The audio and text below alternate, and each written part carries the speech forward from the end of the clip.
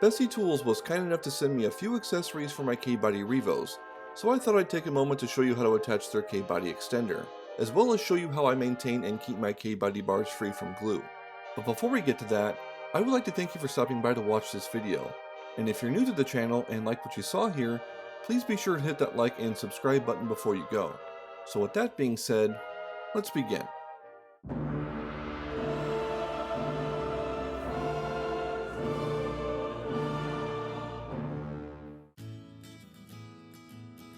The K-body REVO extender weighs in at around 1.5 pounds and is machined out of a single piece of aluminum, or aluminium depending on where you're located. The included pads are friction fit and are quite easy to install, as you can see here. You can see here that the machine profile in the extender itself will not allow you to insert the bar from the top. You will need to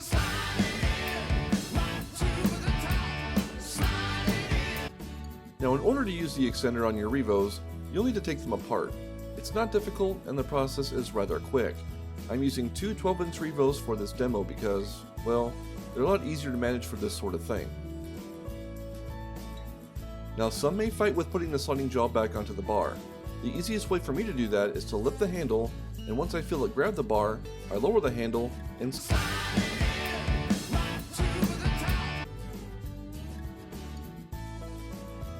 Removing all the hardware from the extender can be done in less than 20 seconds and requires no tools.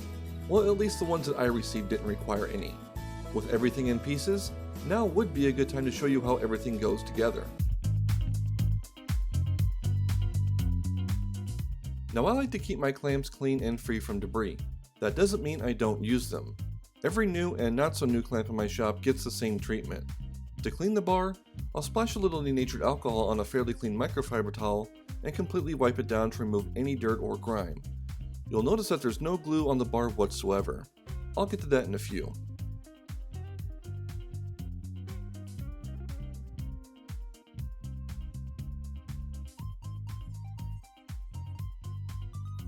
For a little added protection, I'll use some spray wax on 98% of the clamp surface. This step makes future cleanings much easier and quicker. I've been doing this step for years, and not once have I had a clamp slip on me from applying this sort of wax on the bar.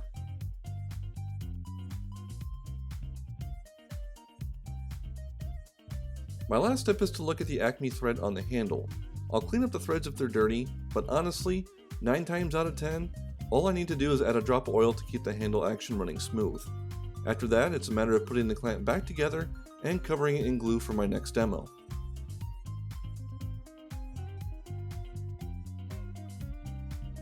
Painter's tape will be your best friend when keeping glue off your bar. However, you'll notice that I don't stick the tape to the sides like some. It's angled like the roof of a house. That's what you want. The angle of the tape keeps the glue from coming in contact with your bar, and that's why I have no glue on the top, sides, or bottom of my REVOs. So that's the secret. You just angle the tape. And I'll show you here shortly. There's more glue coming. There's so much glue on here right now. That's excessive. But there's absolutely no glue on that bar whatsoever.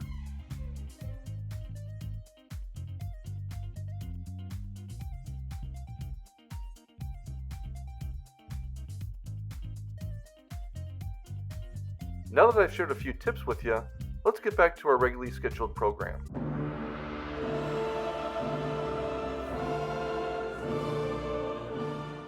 In closing, I feel the extenders are a great option if you don't have the storage for longer clamps in your shop.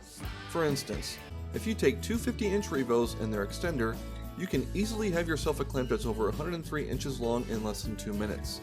And when you're done with it, that setup comes apart just as quick.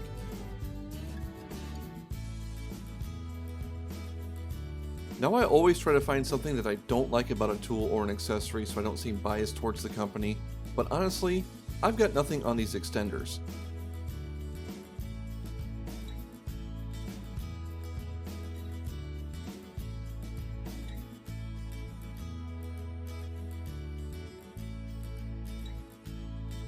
Now, if you'd like to know more about the extenders or the REVOs, or just want to see what else Bessey has to offer, please visit BesseyTools.com.